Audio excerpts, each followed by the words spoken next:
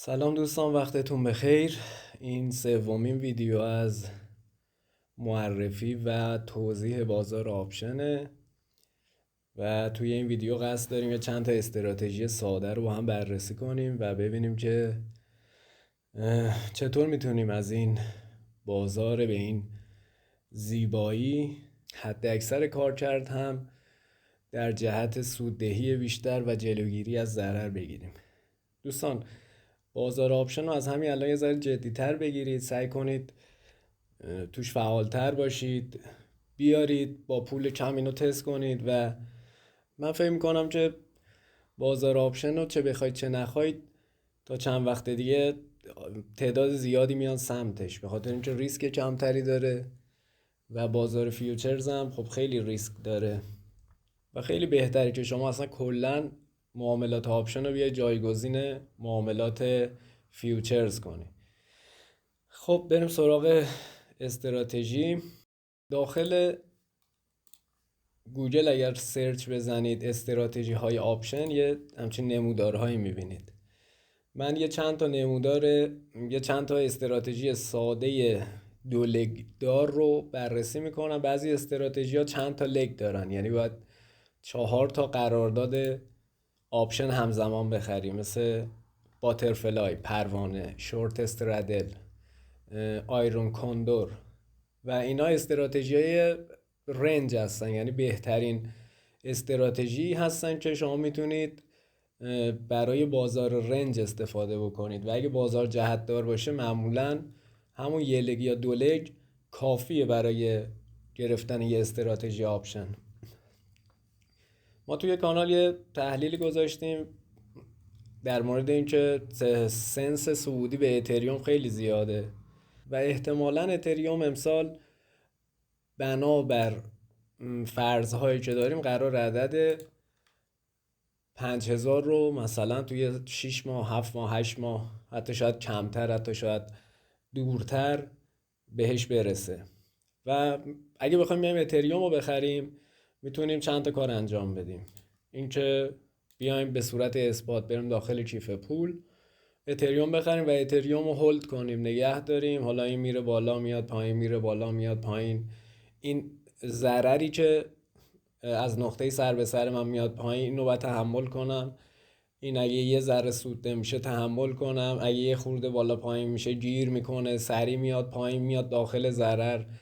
این دیگه بار روانیه که سرمایه گذار باید بکشه و یه مثال هم زدیم قبلا که گفتیم شاید شما یه سرمایه‌ای داری که اولا اینو شما مجبوری از مثلا 10 میلیونی که داری شما نمیتونی همه اینو بیاری و باید بری مثلا 1 میلیونشو بیاری یا مثلا 5 میلیونشو بیاری و اینو نمیتونی کامل سود خیلی خوبی بگیری. چرا؟ چون عقلانی نیست که آدم بیاد فول مارجین وارد یه خریدی بشه، حالا به هر دلیلی با بهترین تاییدیه ها، با بهترین اتفاقات. این اصلا درست نیست و شما میتونید اینو توی بازار آپشن مدیریت کنی دیگه و ریسک تو به حداقل برسونی. که اومدیم این مثال رو زدیم، سایت آپشن باز، این روی تومان، نمودار، اندازه قرارداد 1، نرخ بهره 5 و گفتیم که شما میای یه دونه ETH میخری از نوع دارایی پایه با قیمت مثلا 3400. شما میتونی تو بازار آپشن تمام پولی که داری، تمام سرمایه‌ای که داری رو بیاری. چرا؟ چون اینجاها ریسکش خیلی کمتره. ولی توی بازار اثبات این کار اصلا عقلانی نیستش و میبینید که این اگه بری بالای 3400 به عدد 3600 که برسه 5% سود میکنی، 3700 برسه 8%. از این طرف اگه بیاد پایین اینو باید تحمل کنی که این ممکنه این وسط نوسان کنه، گیر بکنه، خواب سرمایت هستش و آیا میتونیم کاری بکنیم که ریسک کمتری بکنیم؟ که اومدیم گفتیم که آره شما میتونی بیا یه دونه خرید پوت انجام بدی، اختیار فروش با قیمت اعمال 3400 و برای مثلا 8 هفته دیگه حالا یا 6 هفته دیگه با اعمال 3400 بیا یه دونه پوت بخری $365 بیشتر هزینه بکنی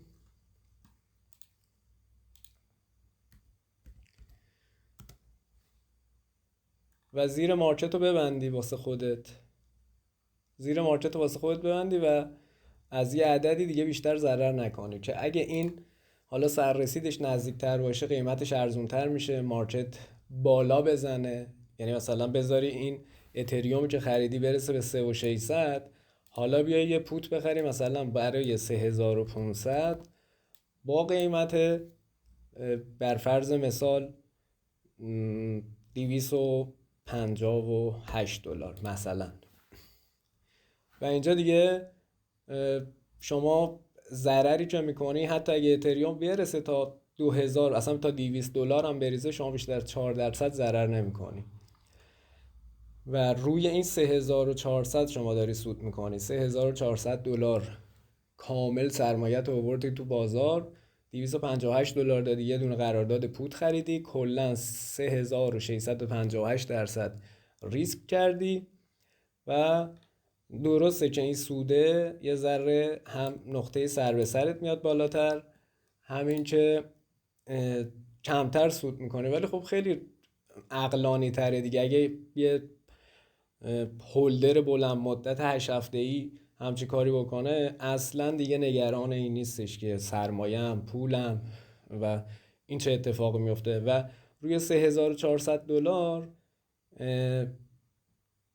5% حدودا $189 میشه و 10% میشه $300.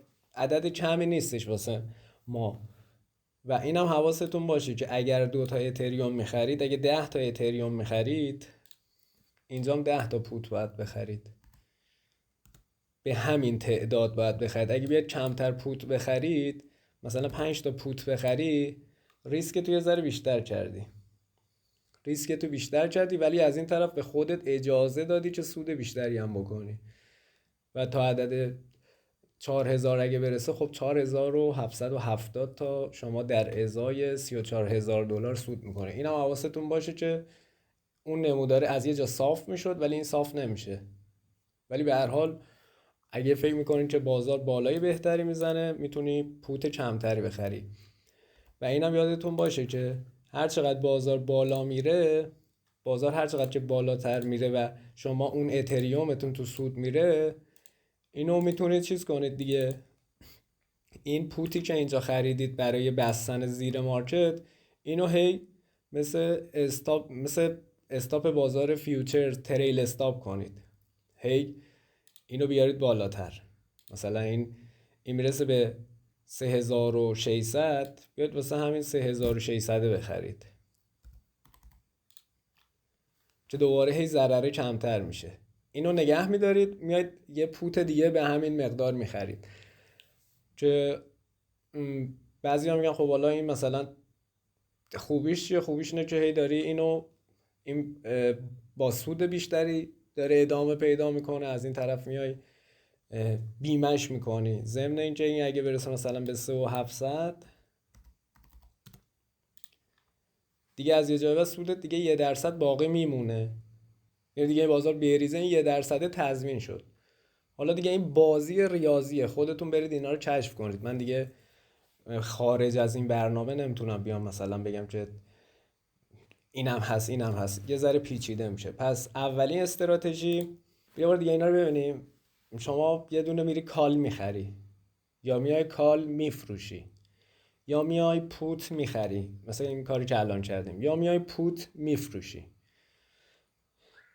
این هم توضیح دادیم که اگه بیای روی نقطه هم خرید کال کنی هم خرید پوت اسمش استرادله و اینم دقیقا برعکسشه. اگه بیای برای یک مثلا قیمت فعلی اینجا هاست، برای یک قیمت اعمال اوتافتمانی در جهت پوت و یه قیمت اعمال اوتافتمانی در جهت کال بیای همزمان خرید کنی، اینم برای اینه که یه جورایی این ور و اون ور مارکت رو بگیری. فقط بدترین حالت اینه که قیمت رنج بمونه تا تاریخ سررسید.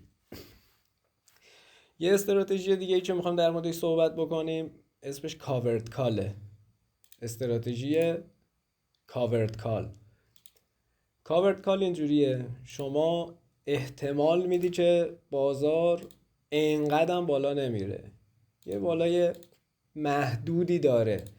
مثلا مثل چی؟ مثلا مثل اینکه اینجاها میبینی که این لگ اولو میزنه و یه اصلاحی میکنه، احتمال میدی که این احتمالا به همین اندازه میخواد یه حرکتی بکنه. دقیقاً به همین اندازه حرکت کرده. اینو میخوای بیا اینجا با بازار آپشن اتریوم بخری، یه بالای محدودم بیشتر بهش نمیبینی و میگه که این میره تا 5000، ولی من نمیخوام اینقدر منتظر بمونم. میای چی کار میکنی؟ میای شما اتریوم تو میخری. پس برمیادیم به سایت آپشن باز، میای مثلا یه دونه اتریوم میخری و این بار به جای اینکه بیای یه دونه پوت پروتکتیو یا مرید پوت ببندی، یعنی به جای اینکه بیای بگی که آقا من یه پوت میبندم که اگه ضررم کرد من بیچاره نشم، من میخوام بیمه کنم سرمایه‌مو، اب نداره $200 $300 میدم، از این طرف این اگه بریزه من بیچاره نمیشم، خون زندگی که فروختم اومدم تو ریختم تو بازار ارز دیجیتال، این ابی نمیره. و یه کار دیگه میکنم، میام به جای اینکه اینجا پوت بخرم، میام از یه ذره بالاتر کال میفروشم. حالا شما شاید بگید که این اگه میدونه بالا میره چرا میاد کال میفروشه؟ مگه شما نگفتی که کال فروختن یعنی من وقتی کال میخرم میدونم قیمت میره بالا و اون کسی که کال میفروشه دوست داره قیمت بیاد پایین.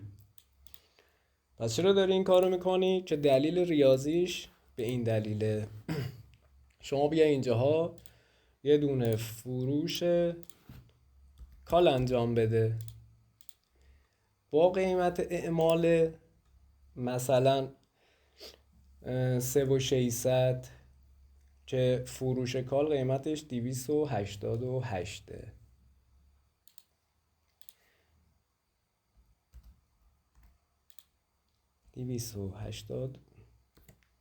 288 ما اومدیم از بالاتر یه دونه فروش کال انجام دادیم. اتفاقی که افتاد چیه؟ اتفاقی که افتاد اینه، من 3400 دادم یه اتریوم خریدم. قبلا گفتیم که شما اگه بیای فروشندگی بکنی توی بازار آپشن، فروشندگی خود خالیش به درد نمیخوره. گفتیم این خالی فروشی میشه، اصلا کار سختیه. و اگه بیای یه دونه اتریوم اینجا فروشندگی بکنی، سل کال بکنی، باید مارجین داشته باشه و میدونید که اگه اشتباه بکنی تا $1000 هم داخل ضرر میره و مارجینی که میخواد ازت صرافی $429. تا این $429 رو نریزی توی کیف پولت نمیذاره فروشندگی کنی و این عدد پرمیوم $291 رو برات آزاد میکنه. یعنی این $290 رو سریع میریزه به حساب کیف پول تریدت که دیگه میتونی این رو سریع برداری. پس شما وقتی میای فروشنده میشی $289 میگیری، ولی مارجینی که میخوای برای فروشندگی حداقلش $500 و این اگه بیاد برسه اینجا به $500 یعنی روی عدد 4400 شما از بازار اوت میشی. و اگه بیاد این طرف چی؟ این طرف این $289 نوش جونت. ولی قبلا هم گفتیم که شما خالی فروشی نباید انجام بدی. حالا اگه میای خرید یک دارایی پایه رو با فروش همزمان میکنی، اتفاقی که میفته اینه، شما 3400 دادی یه اتریوم خریدی، از بالاتر روی 3600 اومدی یه دونه کال فروختی، $288 نوش جونت. حالا این اتریوم به عنوان مارجین شما عمل میکنه. این مارجینی که اینجا هست، اگه تو همین صرافی درایو یا یه دونه اتریوم اینجا بذاری و بیا یه فروش انجام بدی، خود صرافی اون اتریوم رو تبدیل میکنه به همین مارجینت. یعنی دیگه نمیخواد بری تتر بیاری یا مثلا به این اندازه پول بیاری، نه، شما اگه تو همین صرافی یه دونه اتریوم بیاری و یه دونه فروش کال و پوت انجام بدی، این از همین عدد، از همون اتریومی که تو کیف پولت داری به عنوان مارجین استفاده میکنه. و حالا اتفاقی که میفته چیه؟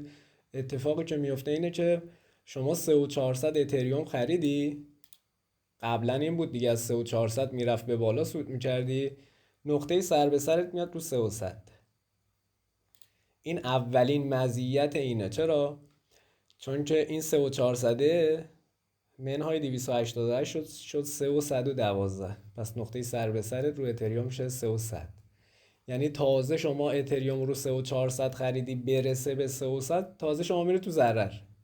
یعنی اومدی یه راه نفسی به پوزیشنت دادی و نقطه سر به سرت رو بردی پایین تر. حالا این اگه از 3400 شروع بکنه بیاد بالاتر، شما کم کم سودت شروع میشه و از مارکت یه دونه 3700 3600 میخوای.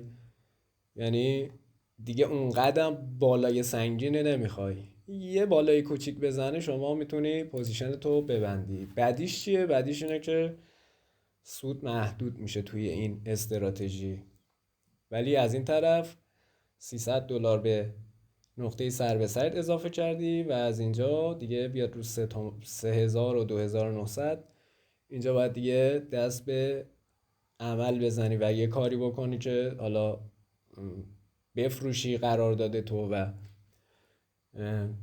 یه حرکتی بزنه دیگه. این واسه وقتیه که از بازار یه بالای کوچیک میخوای. حالا دیگه اگه گیر کرده اینجاها و اتفاقات دیگه افتاد، اون دیگه دست خودت.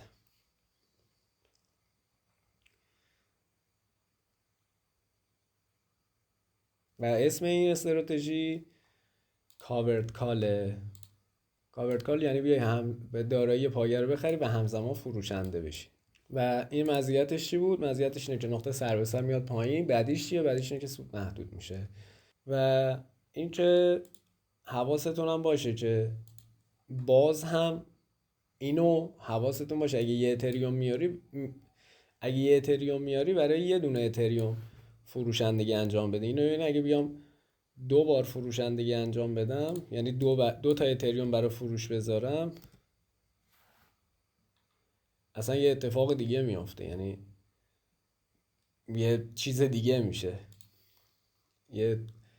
این نموداره اصلا یه چیز عجیب غریبی میشه که خطریه. یعنی بیشتر بار رو اینه که قیمت بریزه و روی 3500 گیر بکنه به نفع تو، از این طرف بالا برم باز میره تو ضرر. چرا؟ چون این فروشندگی 2 برابر اتریوم داره کار میکنه. ولی خوبیش اینه که تا 4300 هم شما تو ضرر نمیری. و این یه استراتژی دیگه است که حالا فرق داره با این. اصلا تبدیل میشه به یه استراتژی رنج. قیمت به نفعته که اینجا رنج بزنه و تا روز سررسید به 3600 برسه. پس این حواستون باشه که همون اندازه بخرید و بفروشید. تنها جایی که من پیشنهاد میکنم برید فروشنده بشید با همین دارایی پایه است. و اصلا فروشندگی رو از سرتون بیرون کنید که خیلی پیچیده و پر از ریسکه. و اگه بیام 2 برابر دارایی پایه بخرم چی؟ نقطه سر به سرم میاد 3200 و حواسم هست که دیگه اینجا من سودم دیگه محدود نمیشه، ولی از این طرفم ریسکی که میکنم بیشتره دیگه. یعنی توی اون حالت من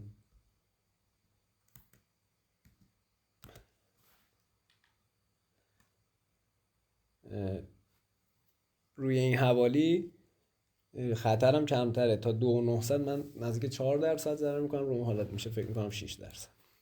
پس این استراتژی کاورد کال. آقا حالا ما پول نداریم بریم یه دونه اتریوم 3400 بخریم، من کلا سرمایه‌ام $200. آیا برای این برنامه‌ای داری و من چیکار کنم؟ نمیتونم دارایی پایه بخرم. آیا میشه یه کاری بکنی که من بدون اینکه برم اتریوم بخرم این کار رو انجام بدم؟ بله، شما میتونی توی خود بازار آپشنم این کار رو انجام بدی و اسمش لاین کال اسپرده یا لانگ پوت اسپرد در جهت مخالفه. و این چجوری کار میکنه؟ این اینجوری کار میکنه که میای یه دونه کال میخری برای یه عدد اعمالی و اینجا گزینه اداپشن رو میذاری و از بالاتر، از یه عدد بالاتر میای فروشندگی انجام میدی، تبدیل میشه به لانچ کال اسپرد، اسپرد سعودی میبندی. و بیایم اینو توی آپشن باز ببینیم. یه دونه کال میخرم برای عدد 3400 با قیمت 382.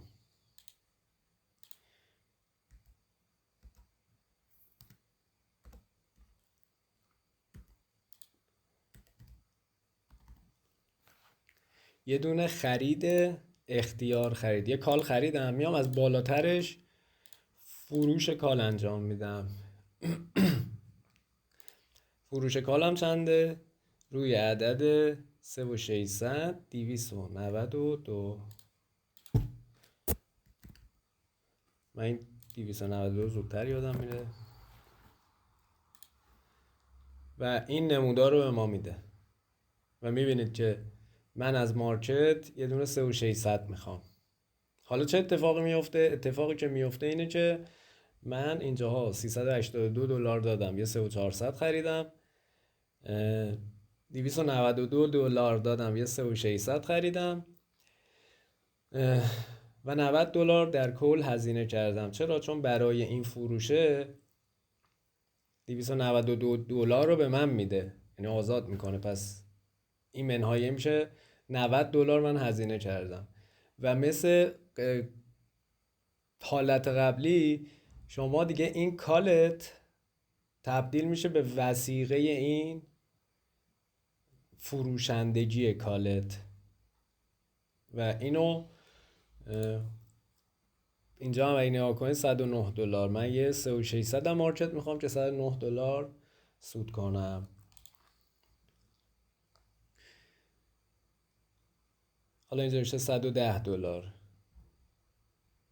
و میبینید که من اگه 90 دلار ریسک بکنم میتونم تقریبا همون اندازه با یه بالا زدن مارکت سود بکنم.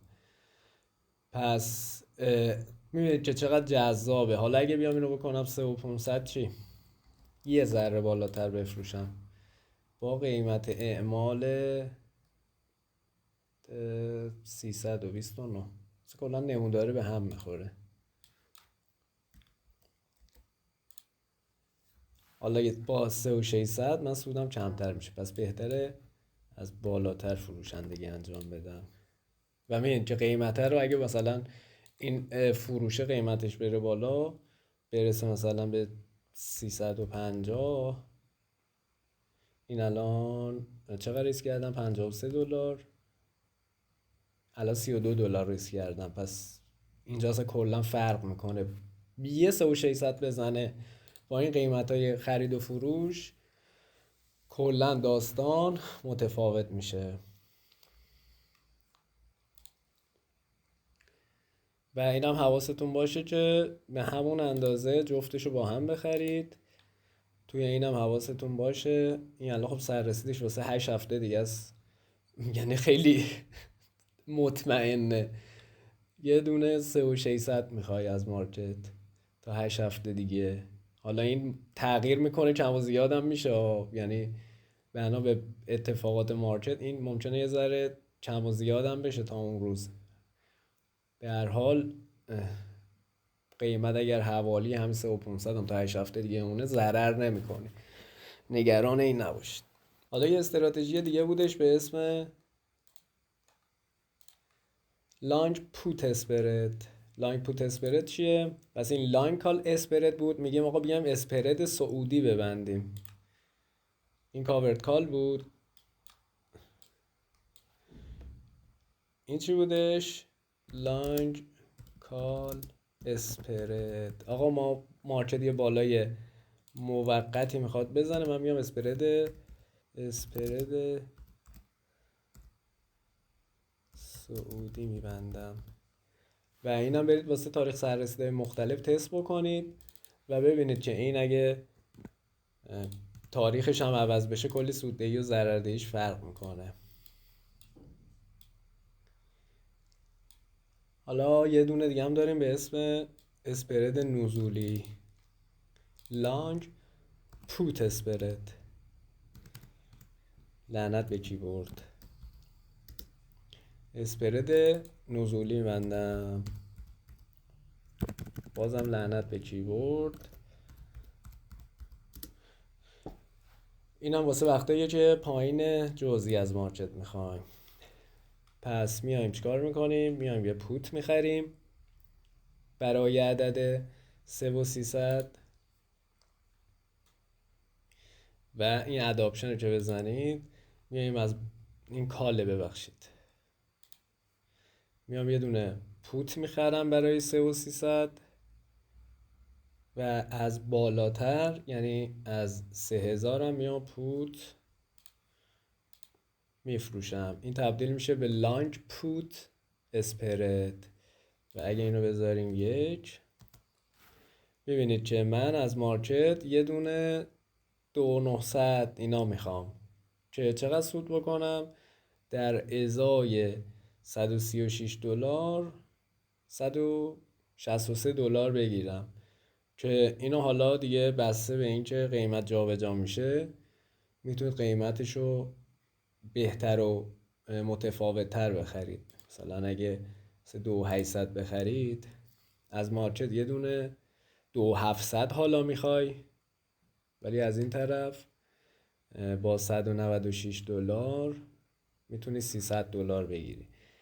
هزینه‌ای که میکنی بیشتره ولی خب اون اتفاقی که میفته بهتره. بذارید اینم تو اینجا تست بکنیم. این انگار واضح تره. میام یه دونه پوت میخرم خرید اختیار فروش میکنم با قیمت اعمال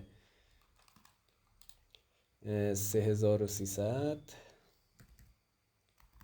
که قیمتش 310. اینو بذاریم این بر اینو بذاریم این بر که هی نریم بیایم.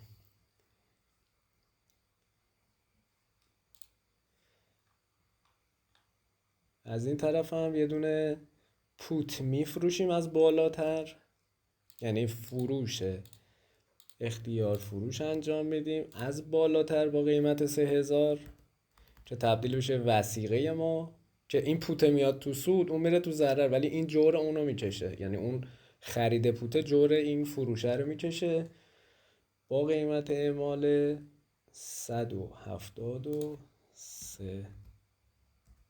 نکنه این به هم بخوره. نه این همون تاریخ سر رسیده. پس اتفاقی که میفته چیه؟ اتفاقی که میفته اینه که من زیر 3300 رو نمیخوام. سر به سرم 3100 سر به سرم هم 3100 شد. یعنی از 3100 دیگه من میرم تو ضرر و اتفاقی که میفته چیه؟ بازم ضررم تا اینجا گیر میکنه. یعنی این تو ضررم باشه تا سر رسید نرسه برگرده بالا من میتونم حالا یا با سود بفروشم یا با ضرر. و از مارکت یه دونه 3000 میخوام دیگه. یه 3000 میخوام که در ازای $137 هم $163 بگیرم که این حالا دیگه بسته به این قیمت اگه این گرونتر بشه 200 که احتمالاً اگه بذارید مارکت یه پایینی بزنه قیمتش میره بالا یعنی تبدیل میشه مثلا به $200. پس اینجا از مارکت بازم یه 3000 میخوای ولی این بار در ازای $110 $190 که تو همون تست بکنید دیگه.